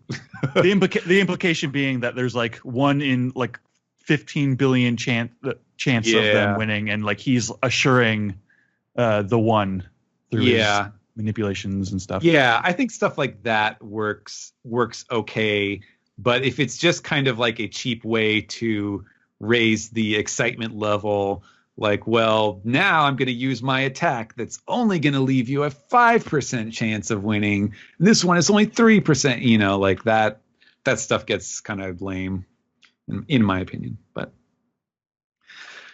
Superior Dude says, hey, Steven, I've been rereading the series along with the OPP read through, and one thing I've noticed was the casual mention of killing in the earlier volumes. During Luffy versus Krieg, Luffy wonders if Krieg is dead after certain attacks, and in Logtown, Usopp brags to Nami he killed one of the fishmen. There's a few more examples, but is this accurate to what they're saying, or is this a style choice? It seems odd and a bit out of character at times. Also, how is your back pain coming along? Thanks. Well, look, I'm in my mid-30s. At this point, like asking how your back pain, that's just another way of saying hello. Like, oh, hey, how's it going? How's your back pain? I'm doing all right. So I think some of that, there's a little bit of that. I think back in the early days, that was Oda, like before he really kind of ironed out his personal policy about that stuff. I think there are a few stray examples of like people talking about killing. And then I think there's also probably a lot more of that was just from translation. There are certain aspects to translating, and I think I'm trying to remember what sort of language was used in the real early like East Blue era, where certain Japanese verbs. So like for example, when you're talking about sword stuff, they'll use the word kiru, which means to cut someone.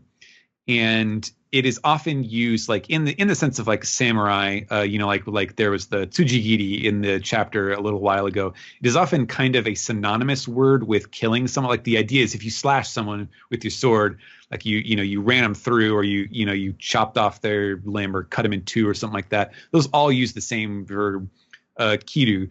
And so it is like, it's the sort of thing where it strongly implies that the person is dead, but it is not literally saying I killed the guy. And the same thing, there's like, you can use the verb yaru, which means to do, or it can also, do in a more like colloquial sense, like, oh yeah, I killed him. You did him in. Right, did him in. And they spell it with the kanji for kill. And I can't remember if Oda has ever done that specifically with the kanji for kill and that verb. But the gist of what I'm kind of saying is that there are lots of ways in Japanese that you can kind of refer to killing someone or being killed or things like that with verbs that are something other than to kill. And sometimes when you're translating like if the nuance, if it crosses over and it sounds weaker, or it's like this is lacking punch, sometimes you just kind of take that extra step and you're like, okay, they're just implying that they were killed. So, let's just say killed.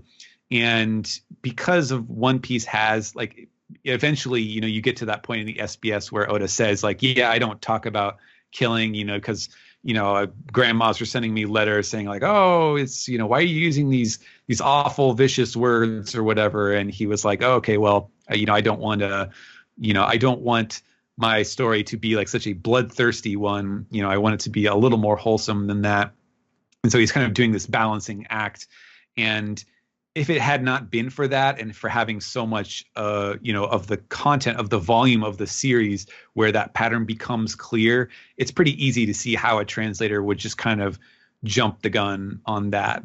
So I don't necessarily fault it, but a lot of that is, maybe not playing fast and loose with the text. And it makes it so that Oda kind of has these weasel words where he can sort of like imply that people were killing without actually saying that he killed them, which is obviously kind of a favored tactic of his as far as just defeating characters in general. And then you think, oh, surely they're dead, but they're not. So it's all part of the trickiness of translating a series like this one. Lastly, last question on Reddit is from CJ to Elf, who says that Zoro Hawkins fight was awesome. As a Zoro fan, really goes to show how Zoro is equal or even better to most of the other worst generation in terms of combat skill, even though we probably didn't get to see everything that was up Hawkins' sleeve. My main question, though, is how much of Hawkins' power is actually part of his straw fruit? It seems weird that it would give him his premonitions and card abilities. So do you think he was some kind of fortune teller / voodoo dude before he ate his devil fruit and combined it with his new powers? Or are his powers more along the lines of a voodoo fruit altogether? Also, I want to see him transform into a straw hat and be worn by someone. I think that's actually, I think that is actually what it is. Like the power to incorporate someone's soul, and like the straw monster, that's his devil fruit. Right. Mm-hmm. Like sugar. Yeah. Sugar's devil fruit is like 3 different powers that aren't that aren't really that connected. So I don't know. Right. Sugar is a whole, and treble, and that's not. Yeah. Well, I should point out too that his powers are wada wada, and so wada comes from like Mugiwara, the straw hat, or not straw hat, but literally Mugiwara means straw, is a type of straw. But in doubled up like that, wada wada is like one of those Japanese onomatopoeia kind of weird like adverb type or verby type words that can mean like, it can also mean kind of like squirming things or creepy crawly weird things. So I don't know, Oda may be kind of playing with the words or kind of expanding the scope of the concept in kind of like an Oogie Boogie from Nightmare Before Christmas sort of way, where he's got some weird other, like that he may tie that somehow thematically to his other powers. I don't know. We will see it, because I think this guy's right. We definitely have not seen everything that's up his sleeve. I'd love if Hawkins' epithet were Oogie Boogie, but yeah, we find out Oogie Boogie Hawkins. Yeah, Screaming Jay Hawkins. Yeah, we find out what up what's actually up Hawkins' sleeve is just a bunch of bugs. Yeah, it's pretty terrifying if you ask me. It's made of bugs. And it's time to Piece the tweet. What do we got this week? All right, first one comes from Johnny24, who says, "Was it ever confirmed who Blackbeard's first mate is? Is it Burgess? Because many people consider it to be Shiryu." Well, I was looking at their crew, and Burgess is the captain of the first ship of the Blackbeard pirates. Burgess is also the helmsman, or he was the helmsman, wasn't he, before? Well, they seem to have expanded at this point, so right. He's...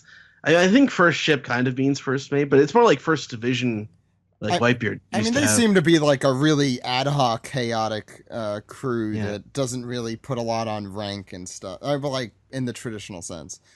Right. So I don't know if that even... I don't think he trusts anyone. But we'll see. Yeah. I don't know. All right, next one comes from Yin Tab F, who says, "So Luffy is so bad at using his sword, he failed to cut anyone with it despite swinging it around like a madman. Can only hope that this gag will last for the rest of the arc."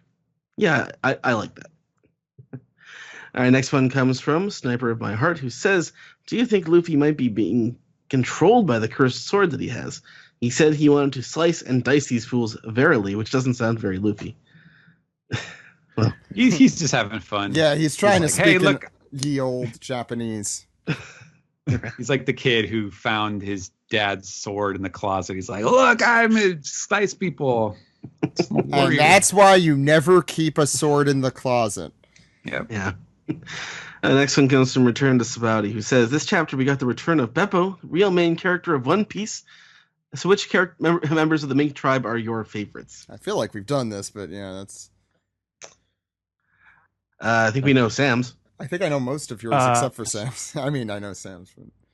Wait, what was the question? Your favorite mink. Favorite Mink. Yeah. Oh, yeah. I like the Cat Viper and Pedro are great. Obviously, Cat Sam's... Viper or Carrot. Obviously, Yeah. Sam's favorite is Wanda. Zach, what about you? God, I do love Cat Viper and Dogstorm.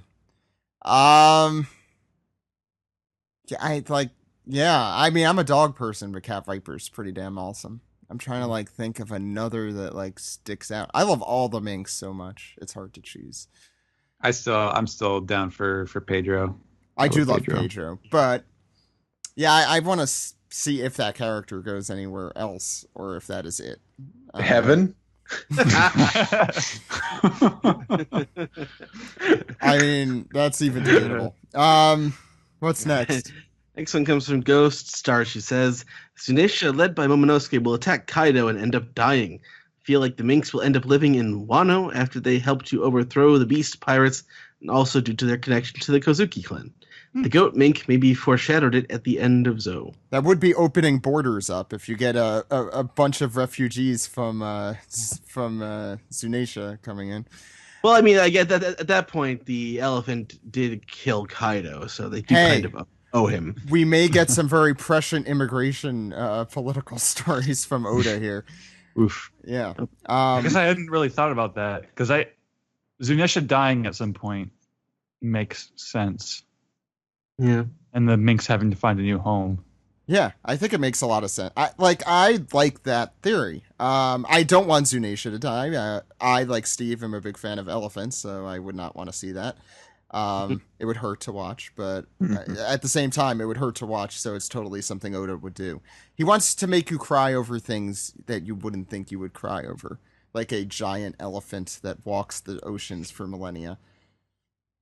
What's I next? cried just witnessing that. Thinking about it, you mean? No, just in real life. I'm like, there's a giant elephant that walks the ocean. Oh, just the idea of him being solitary. Yeah, I get it.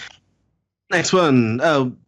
Our friend of the show, Joe on Bull, will drop by to drop some love for the Heart Pirates, and she gave us a nice gif there, so that's nice. Next one comes from Cracker Jakku, who says the probability of Dis Drake being a calamity is 88%. The way he destroyed Amigasa Village was very Jack-esque.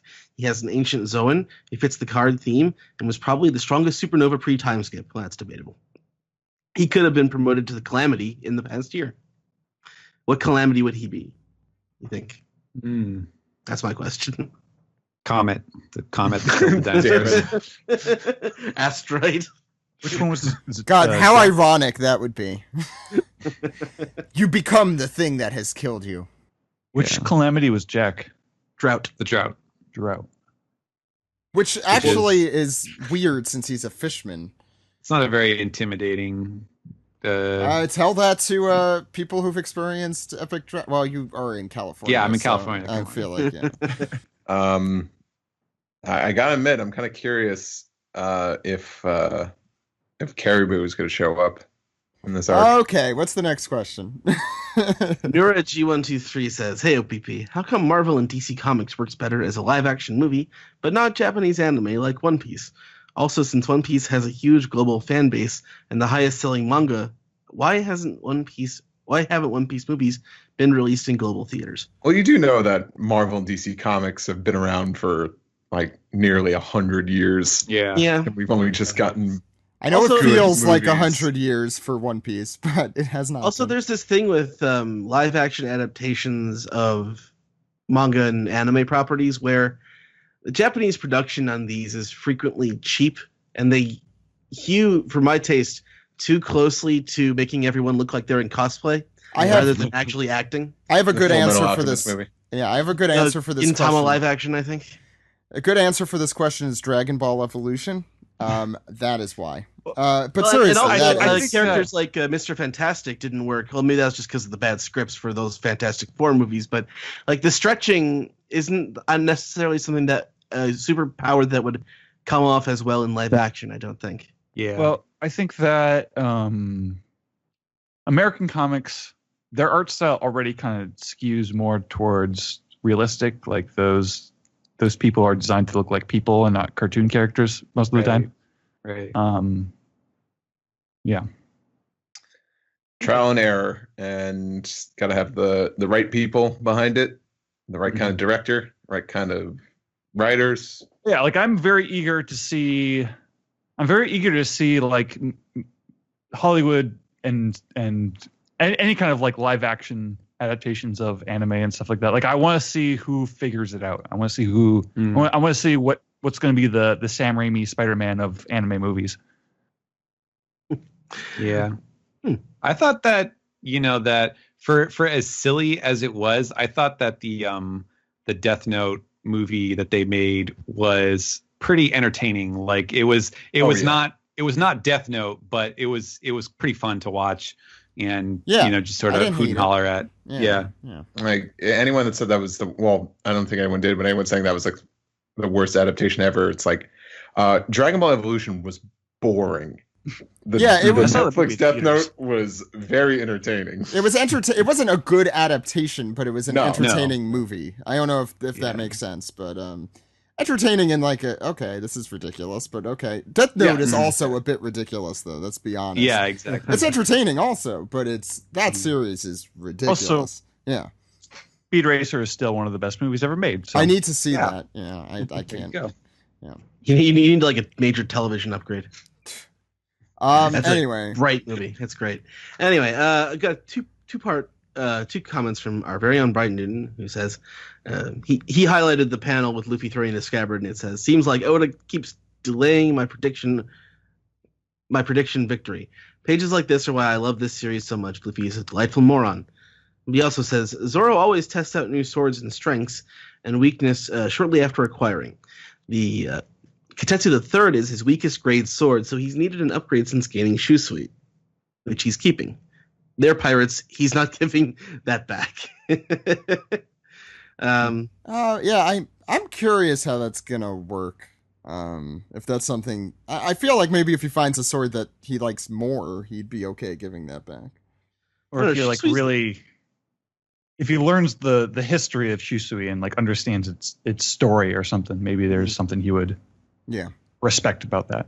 Maybe. I really like the dynamic that Luffy gets this sword and then Zoro runs across him. And he's like the big brother or something who's like really jealous. Where he's like, come on, I just want to see that. Just give me the sword.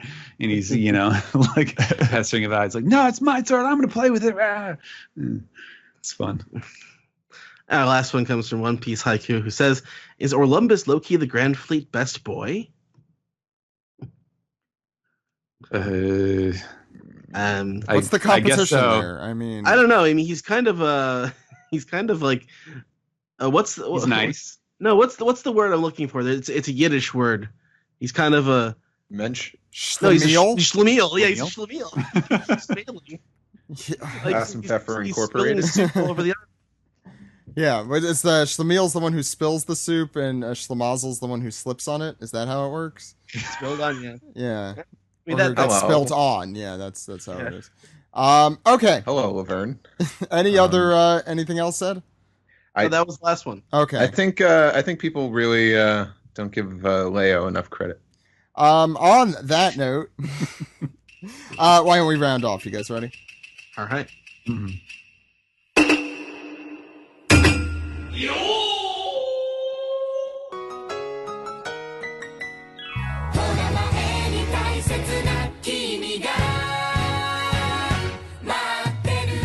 This has been episode 531 of the One Piece podcast for August 6th, 2018. Great show today, you guys. Manga, pieced together, all that. We have some trivia coming up, and it's a really special one because it is submitted by a fan.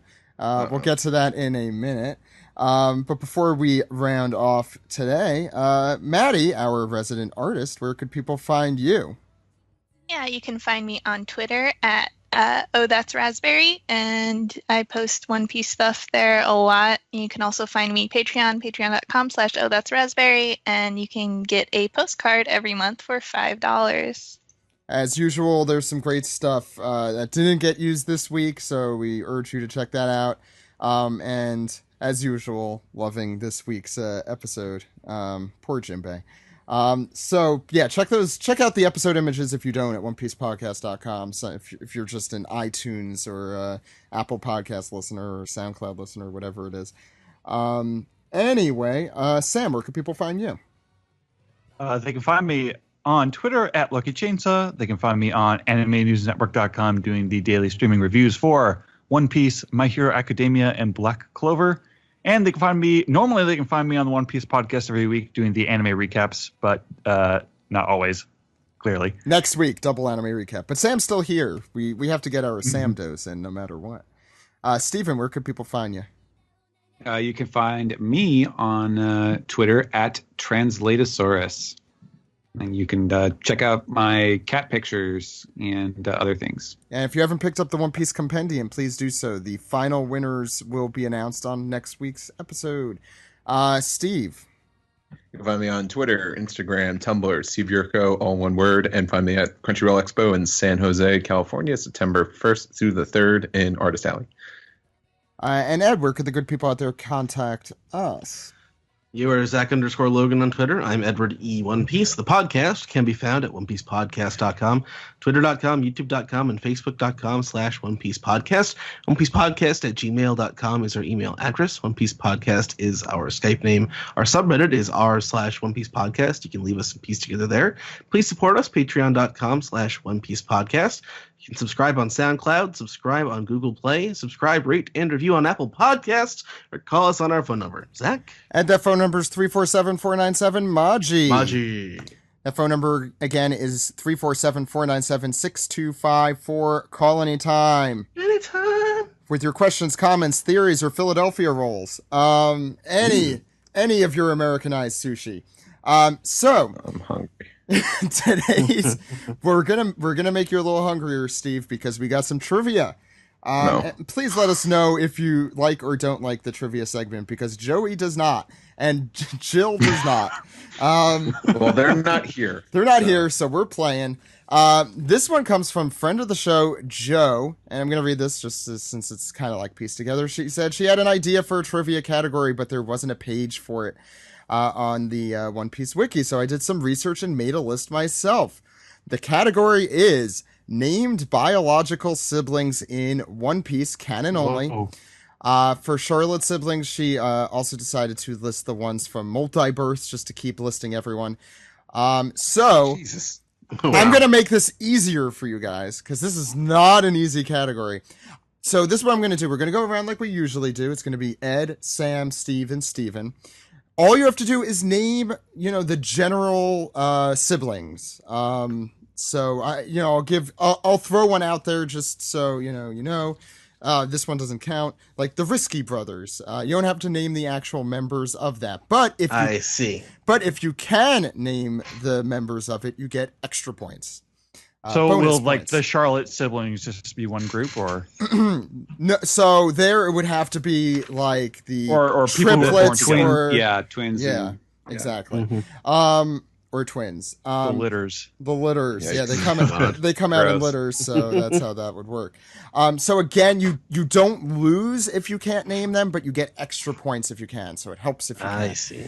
So Ed, you're gonna start us off. Remember the rules. If you can't name it, or if you name the same one, or if you run out of time, you're out. Ed, go ahead. Your favorites, Hotori, Kotori, and Satori. It's a long list, so yeah, here it is. Okay. So that is 4 points for Ed. Sam. Wait, you get them for the number that you can name? No, so you get, if you name the group, you get a point. So you could just name like Satoru and his brothers, for example, like the one Ed just did. And then each of those were another point? Each of those are a point. So Satoru, since he named the 3, he gets an additional point. But if he couldn't name them, he doesn't lose. So he has 4 points right now? So he has 4 points. Sam. So if you name a really big group and you know all of them, that's where I would start. Oh, I was just going to start with like Law and Lammy. Okay, there you go. So that's. Oh yeah, points. he had a sister. Yeah, there's a lot of these I forgot. Like I had to think of. These are all according to Joe. So if there's something wrong, please contact her directly. Steve. The Meow Band brothers, Sham and Butchie. Oh my god. Does she? Okay. So are we counting them even if they're not like? She did. She had these. Related? This person said Aniki once. No, apparently, yeah. Apparently, they're biological according to Joe. So I will count that. Steven. They're supposed to be biological. Okay. Oh boy. The decuplets. There you go. The Charlotte family. One of them is named. One of them is named. Okay, that was. Yeah. She wrote bonus, so I'm gonna give you an extra point for that. Oh, yeah. Because she wrote bonus. That's the only one that was named. So good job there, Steven. Ed. Don Quixote do Flamingo and Don Quixote Rocinante. There you go. It's 3 points for you, Ed. Sam. There's 3 S's right. this week. And you're next. Sam. Opera Cabaletta Cadenza. Hey. There's another one in there, but I don't know the name. That's fine. You'll get 3 extra points. The last one is counter. Oh, that's right. So you left one on the table there. Steve. Wait, so I could name Katakuri, Oven, and Daifuku. Exactly. And you would get 4 points, which you did. Hooray. Steven. Dolce and Dragé. Yep. Wow, you guys. Which Just ones because were it's they? hard, you don't get extra So points. the little Tweedledum and Tweedledee guys with the Yeah. balloons. Ah, okay. Those stupid people. Currently, the score is tied 3 ways. Steven has 6. Everyone else has 7. Ed. Monet and Sugar. Oh, right. Yeah. Sam. Luffy, Ace, and Sabo. Hey. Biological. She doesn't have that listed. Oh, no. Oh, man. It says biological. biological. Biological was said. Biological was said. Disrespecting the sake cups. Sam, unfortunately, you were out. I didn't know sake cups. guess Nochiko doesn't including a count either, blood then. transfusion. Yeah, that wouldn't count, but you didn't say. Was that your? Well, no, it wasn't up to you. No. That wasn't. That was Steve. next So anyway. Sam, you're out. Steve. The Boa sisters, Hancock, Sandersonia, and Marigold. Perfect. Steven. Oh man, this is probably going to end up actually being wrong, but I'm just going to throw it out there: smoothie, citron, and cinnamon. Yeah, perfect. She says Yeah. not confirmed, but likely triplets. Okay. But we're That's going what I with was Joe, banking on. so that's gonna go. I mean, that's gonna count since Joe's the one who determines it. Ed. Kelly and Bobby Funk. Perfect. Oh, yeah. Steve. Although I had my theory that they were not actually. Well, that's your theory and not proven anyway. Steve.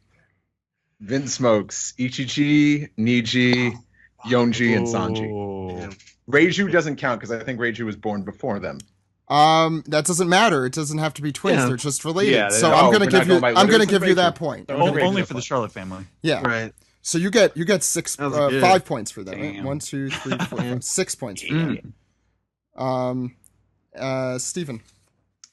All right, here we go. Wait 1 second. I need to- Ichika, Yeah, go ahead. Nika, Yeah. Sanka, Yonka, and Yonka too. Okay, the score is currently Ed has 13, Steven has 16, and Steve has 17. Ed, Okay. there's a lot left too. My turn? Yeah, All right. Shirahoshi, Fukuboshi, Ryuboshi, and Mamboshi. perfect. Nice. No! Steve, Buh. Oh, There's- God. I think there's still some big ones. Oh, I forgot to cross out this one. Hmm. There's not a lot of big ones left. You said some of the huge ones already, so Yeah.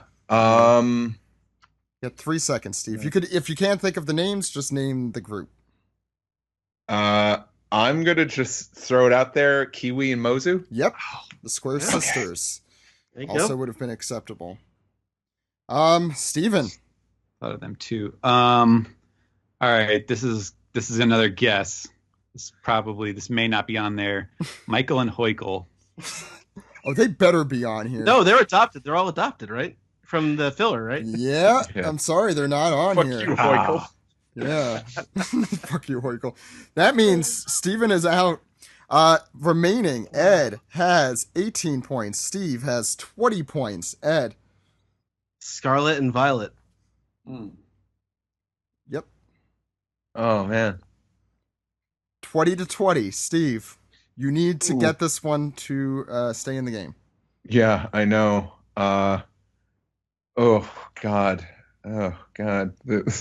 Well, I can't say the Risky Brothers because you named them. Yeah, I named them already, yes. Damn. You could just name anyone for a point, Steve. 3 seconds. No, well, they're not related. No, you could just name like a general group. It doesn't have to be names. That's what I mean. 3 seconds. The Frankie family. No, I'm sorry, Steve. Oh wait, you threw me off by saying group, and I'm like, oh.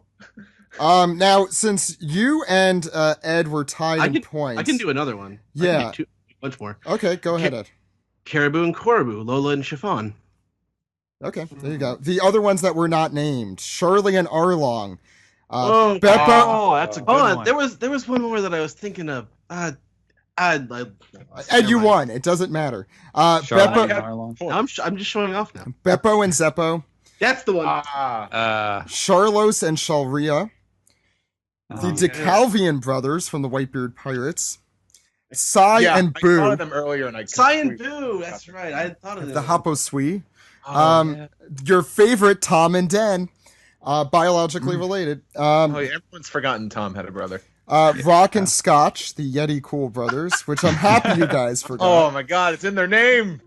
Toto and Goro, which are Koza's father and uncle from Gadatsu's cover story. Wow. Mhm. You guys said Caribou and Korobu.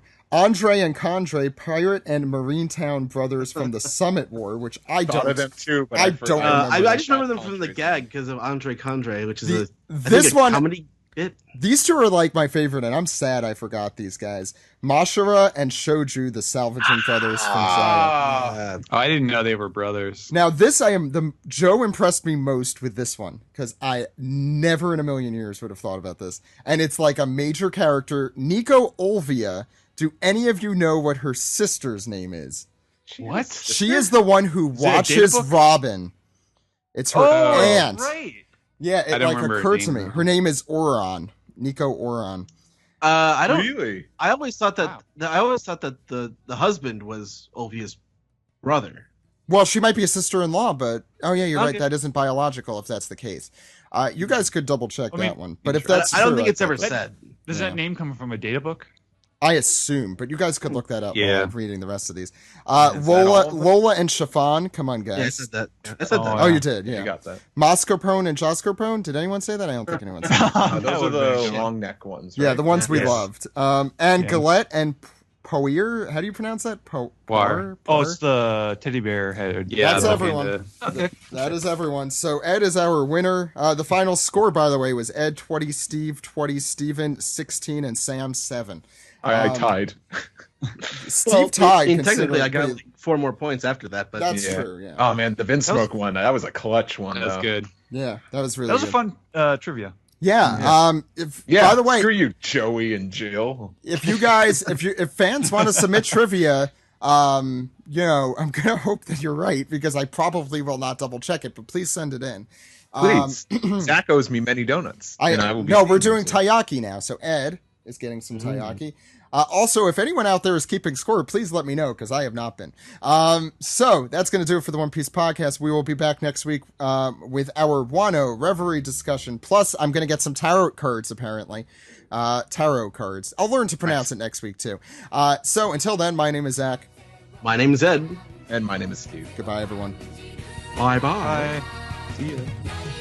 渡してくれる風を探しに行こう冒険の旅誰かと出会うために立ち止まらないさほら前に大切な君が待ってる